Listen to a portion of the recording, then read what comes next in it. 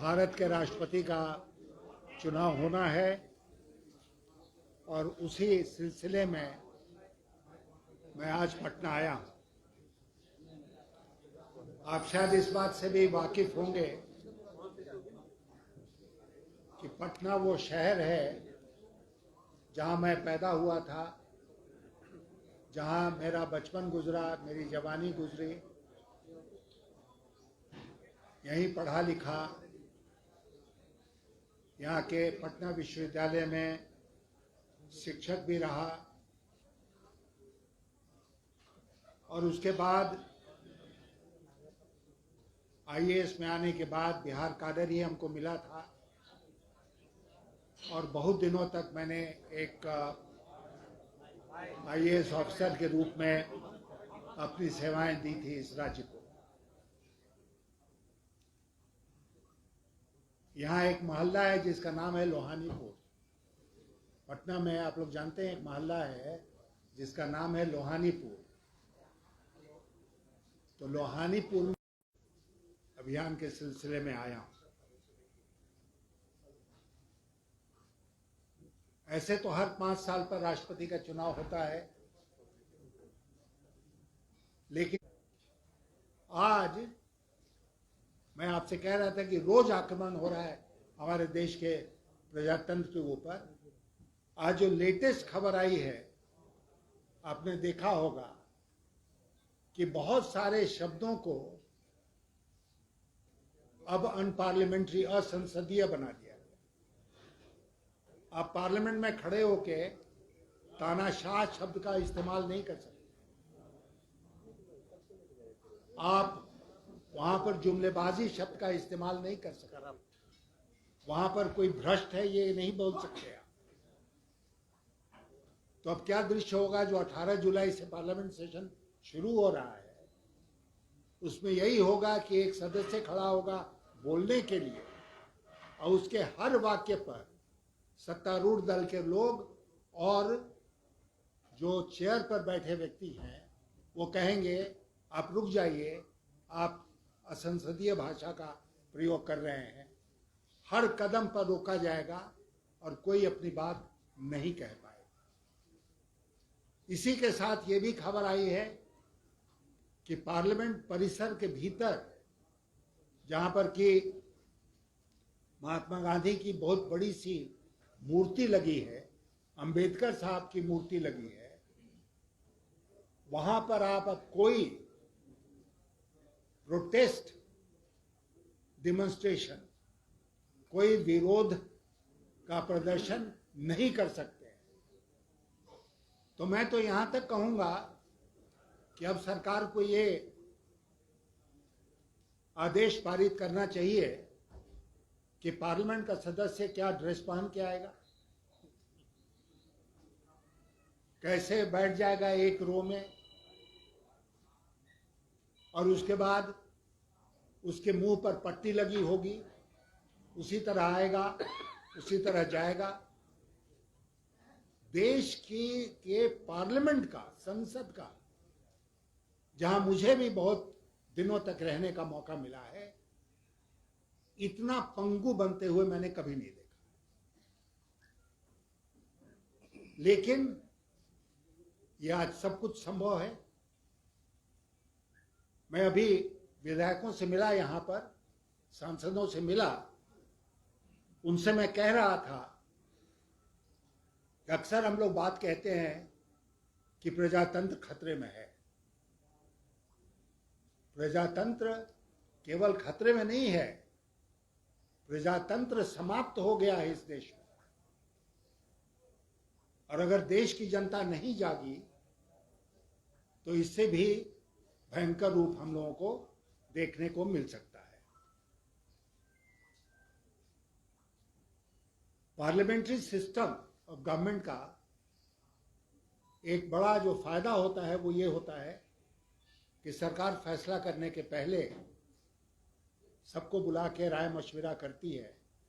Committees बनी हुई हैं विधानसभा में, पार्लियामेंट में, वहाँ राय मशविरा होता है और फिर एक मत बनाकर आगे बढ़ा जाता है।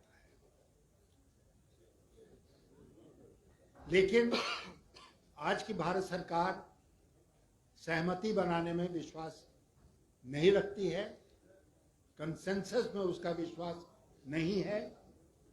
वो एक बारगी अपनी बात चलाना चाहती है, कभी कभी बिना सोचे समझे।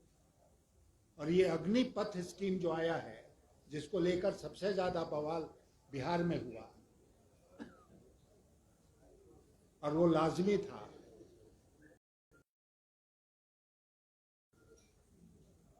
दुनिया के हर देशों का अगर आप देखेंगे उठा के, तो तरीका ये है कि एक आर्मी होती है जिसमें लोग भर्ती होते हैं, और एक नेशनल सर्विस होता है कि नौजवानों को कहा जाता है कि तुम 1 साल, और उसके देश के सड़कों पर जो उत्पात होगा उसकी शायद आज हम बैठकर कल्पना भी नहीं कर सकते।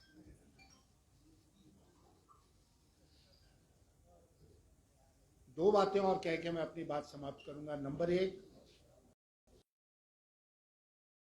कि राष्ट्रपति का,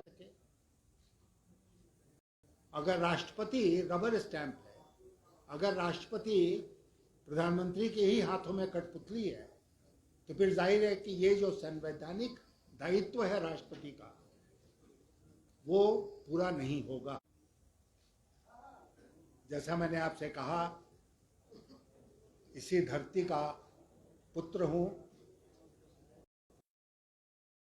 इसलिए इस धरती पर मेरा एक अधिकार भी बनता है। मैं बिहार के सारे सांसदों और सारे विधायकों से कहना चाहता हूं कि एक ऐसा मौका है जब आपको दलगत राजनीति से ऊपर उठ, लाठी चलेगी। और इसीलिए मैं सारे विधायकों और सांसदों से, बिहार के सारे विधायकों और सांसदों से आज यहां से अपील करना चाहता हूं कि वो अपनी अंतरात्मा की आवाज को सुने। राजेंद्र, एक बात और मैं कहना चाहता हूं, आज यहां पर आपने देखा कि 6 विपक्षी दलों के लोग इकट्ठे हुए हैं। मैं तेजस्वी जी को, जो प्रतिपक्ष के नेता हैं विधानसभा में, बहुत मैं बधाई देना चाहता हूं कि वो इकट्ठे रहेंगे। और मुझे कोई शक नहीं है कि आने वाले चुनाव में, चाहे वो लोकसभा का चुनाव हो, चाहे विधानसभा का चुनाव हो, बिहार की जनता इस विपक्षी एकता को आगे बढ़ाएगी, इस विपक्षी एकता को जिताएगी। और जिन गलत लोगों के हाथ में हमारा देश, हमारा प्रदेश और हमारा संविधान चला गया है, उनसे देश की रक्षा करेगी। धन्यवाद। सर, आपसे सवाल है कि आप बोल रहे हैं कि हम बिहार के बेटे हैं, बिहार में ही हमने सब कुछ किया, स्कूल किया, कॉलेज किया, तो आपको कितना तकलीफ होता है कि जो बिहार के मुख्यमंत्री या जो रूलिंग जनता दल बैठे हैं, क्योंकि ये दूसरा चुनाव है कि जब कोई बिहारी चुनावी मैदान में है और वो उनको हराने के लिए वोट की अपील कर रहे हैं। दूसरा, आपने बार बार बोला कि जो रबर स्टाम्प राष्ट्रपति नहीं होना चाहिए, तो आपको क्यों लगता है कि आपके अलावा जो आपके प्रतिद्वंदी हैं वो रबर स्टाम्प होंगी? और तीसरा सर, एक महत्वपूर्ण बात है, दो भूल जाएंगे मनीष जी।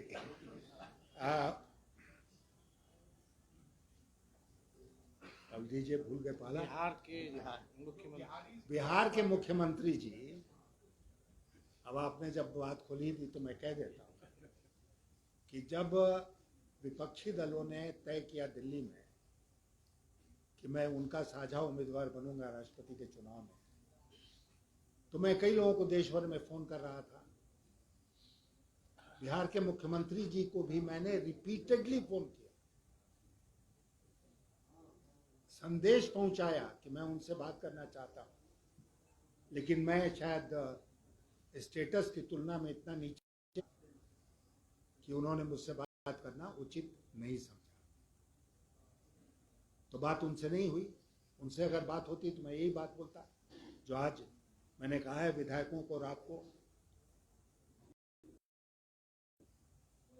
मैं मानता हूं कि नीतीश जी को, लेकिन बिहार के बारे में जरा भी उनको चिंता है तो उनको एक बिहारी की मदद करनी चाहिए।